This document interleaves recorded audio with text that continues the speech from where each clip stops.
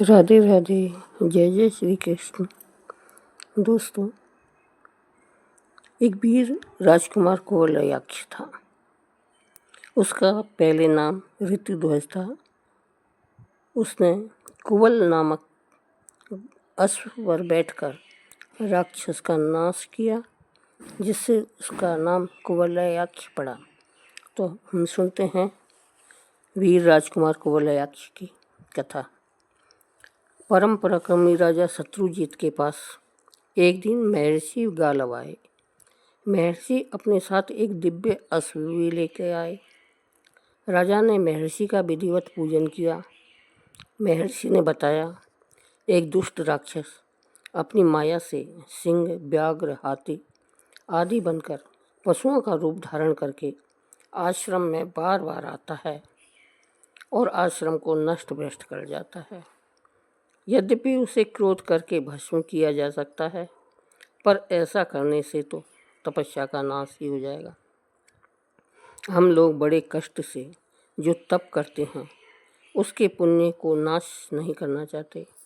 हमारे कलेश को देखकर इस कुवलय नामक घोड़े को सूर्य देव ने हमारे पास भेजा है। यह बिना थके पूरी पृथ्वी की प्रदक्षिणा कर सकता है और आकाश, पाताल एवं जल में सब जगह इसकी गति है। देवताओं ने यह भी कहा कि इस अश्व पर बैठकर आपके पुत्र ऋतुध्वज उस असुर का वध करेंगे। अतएव आप अपने राजकुमार को हमारे साथ भेज दें। इस अश्व को पाकर वे कुवलयाक्ष नाम से संसार में प्रसिद्ध होंगे।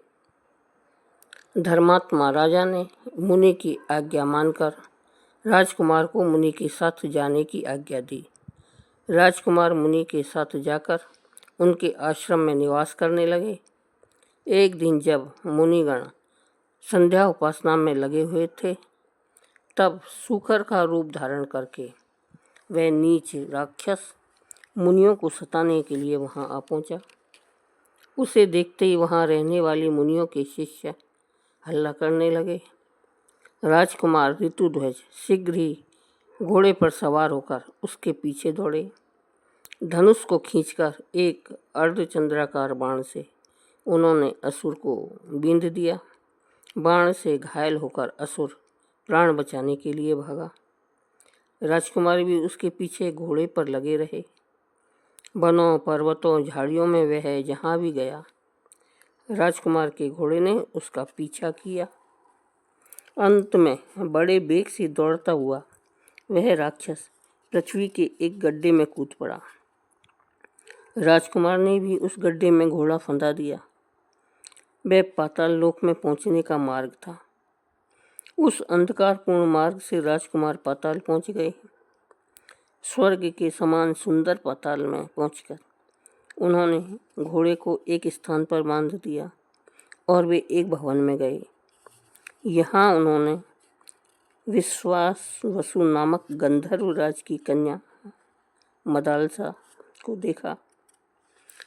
दानव वज्र केतु के दुष्ट पुत्र पाताल केतु ने उसे स्वर्ग से हरण कर लिया था और यहाँ लाकर रख दिया था। वह असुर इससे विवाह करना चाहता था। जब मदालसा को पता लगा कि उस असुर पाताल केतु को राजकुमार ने अपने बाण से बेध डाला है, तब उसने ऋतुध्वज को ही अपना पति वरण कर लिया। राजकुमार ऋतुध्वज ने जब मदालसा से विवाह कर लिया, तब इस बात का समाचार पाकर पाताल केतु अपने अनुयायी दानवों के साथ क्रोध में भरा हुआ वहां आया। असुरों ने राजकुमार पर अस्त्र शस्त्रों की वर्षा प्रारंभ कर दी, लेकिन हंसते हुए राजकुमार ने उनके सब अस्त्र शस्त्र अपने बाणों से काट डाले। त्वराष्ट्र नाम के दिव्य शस्त्र का प्रयोग करके उन्होंने सभी दानवों को एक क्षण में नष्ट कर दिया। जैसे महर्षि कपिल की क्रोध अग्नि में सागर के 60,000 पुत्र भस्म हो गए थे, वैसे ही उस दिव्य अस्त्र की ज्वाला में दानव भस्म हो गए। पत्नी के साथ राजकुमार उस अश्व पर चढ़कर पाताल से ऊपर आ गए अपनी विजयी पुत्र को आया देखकर उनके पिता को बड़ा हर्ष हुआ। समय आने पर राजकुमार ऋतुध्वज कुवलयाक्ष नरेश हुए। उनकी पत्नी मदालसा परम तत्व को जानने वाली थी। उन्होंने भी अपने पुत्रों को गोद में लोरी देते देते ही ब्रह्म ज्ञान का उपदेश दिया था। दोस्तों, आइए अब सुनते हैं वीर बालक अभिमन्यु की कथा। महाभारत का युद्ध चल रहा था। भीष्म पितामह सरसैया पर गिर पड़े थे और द्रोणाचार्य कौरव पक्ष के सेनापति हो गए थे। दुर्योधन बार बार आचार्य से कहता था, आप पांडवों का पक्षपात करते हैं, आप ऐसा न करें तो आपके लिए पांडवों का जीत लेना बहुत ही सरल है। आचार्य ने उत्तेजित होकर कहा, अर्जुन के रहते पांडव पक्ष को देवता भी नहीं जीत सकते। तुम यदि अर्जुन को कहीं दूर हटा सको तो मैं शेष सभी को हरा दूंगा। दुर्योधन के उकसाने पर संस सप्तक नामक वीरों ने अर्जुन को युद्ध के लिए चुनौती दी और उन्हें संग्राम की मुख्य भूमि से दूर युद्ध करने के लिए वे ले गए।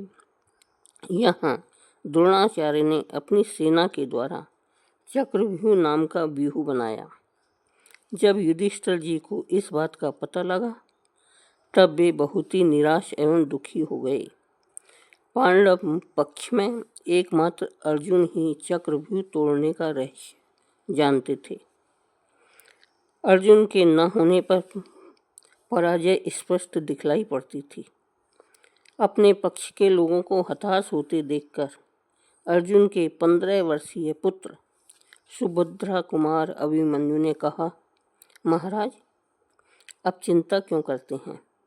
मैं कल अकेला ही व्यूह में प्रवेश करके शत्रुओं का गर्व दूर कर दूंगा। युधिष्ठिर ने पूछा, बेटा, तुम चक्रव्यूह का रहस्य कैसे जानते हो? अभिमन्यु ने बताया, मैं माता के गर्भ में था। तब एक दिन पिताजी ने मेरी माता से चक्रव्यूह का वर्णन किया था। पिताजी ने चक्रव्यूह के 6 द्वार तोड़ने की बात बताई। इतने में ही मेरी माता को नींद आ गई।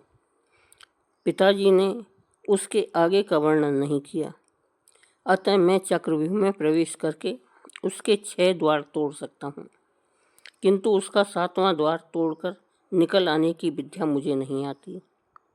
उत्साह में भरकर भीमसेन ने कहा, 7वां द्वार तो मैं अपनी गदा से तोड़ दूंगा।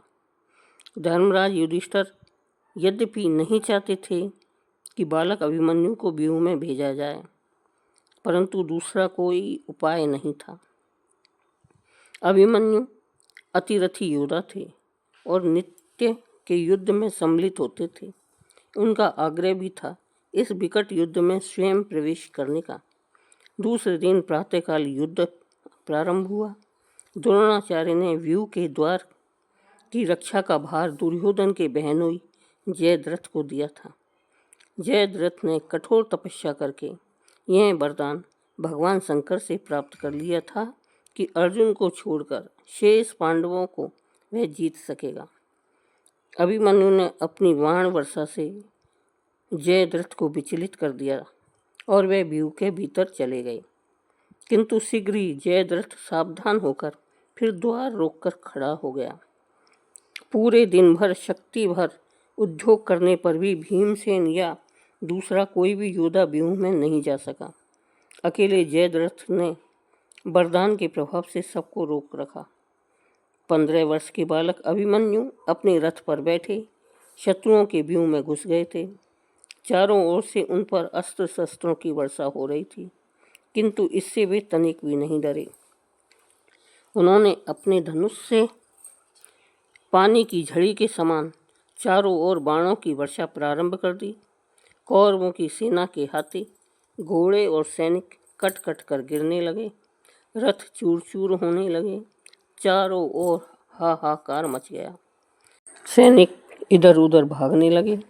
द्रोणाचार्य, कर्ण, अश्वत्थामा, शैल्य आदि बड़े बड़े महारथी सामने आए, किंतु बालक अभिमन्यु की गति को कोई भी रोक नहीं सका। वे दिव्य अस्त्रों को दिव्य शस्त्रों से काट देते थे। उनकी मार के आगे आचार्य द्रोण और कर्ण तक को बार बार पीछे हटना पड़ा। एक पर एक व्यूह के द्वार को तोड़ते हुए, द्वार रक्षक महारथी को परास्त करते हुए वे आगे बढ़ते गए। उन्होंने 6 द्वार पार कर लिए। अभिमन्यु अकेले थे और उन्हें बार बार युद्ध करना पड़ रहा था। जिन महारथियों को उन्होंने पराजित करके पीछे छोड़ दिया था, वे भी उन्हें घेर कर युद्ध करने आ पहुंचे थे। इस 7वें द्वार का मर्म स्थल कहाँ है, यह वे जानते नहीं थे। इतने पर भी उन्होंने न तो थकान दिखती थी और न उनका वेग ही रुकता था। दूसरी ओर कौरव पक्ष के बड़े बड़े सभी महारथी अभिमन्यु के बाणों से घायल हो चुके थे। द्रोणाचार्य ने स्पष्ट कह दिया, जब तक इस बालक के हाथ में धनुष है, इसे जीतने की आशा नहीं करनी चाहिए। कर्ण आदि 6 महारथियों ने एक साथ अन्यायपूर्वक अभिमन्यु पर आक्रमण कर दिया। उनमें से एक एक ने उनके रथ के एक एक घोड़े मार दिए, एक ने सारथी को मार दिया और कर्ण ने उनका धनुष काट दिया। इतने पर भी अभिमन्यु मार से एक बार फिर चारों ओर भगदड़ मच गई। क्रूर शत्रुओं ने अन्याय करते हुए उनको घेर रखा था। सबके सब उन पर शस्त्र वर्षा कर रहे थे। उनका कवच और सिर प्राण कटकर गिर गया था। उनका शरीर बाणों के लगने से घायल हो गया था और उनसे रक्त की धाराएं गिर रही थी। जब अभिमन्यु के पास के सब अस्त्र शस्त्र कट गए, तब उन्होंने रथ का चक्का उठाकर ही मारना प्रारंभ कर दिया।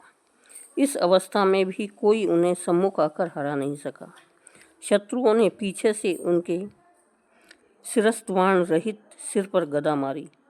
उस गदा के लगने से अभिमन्यु सदा के लिए रणभूमि में गिर पड़े। इस प्रकार संग्राम में शूरतापूर्वक उन्होंने वीर गति प्राप्त की। इसी से भगवान श्री कृष्ण ने बहन सुभद्रा को धैर्य बंधाते हुए अभिमन्यु की जैसी मृत्यु को अपने सहित सबके लिए वांछनीय बतलाया था। बोलो श्री कृष्ण भगवान की जय। दोस्तों, कथा अच्छी लगी हो तो कथा को सब्सक्राइब करें, लाइक करें। धन्यवाद।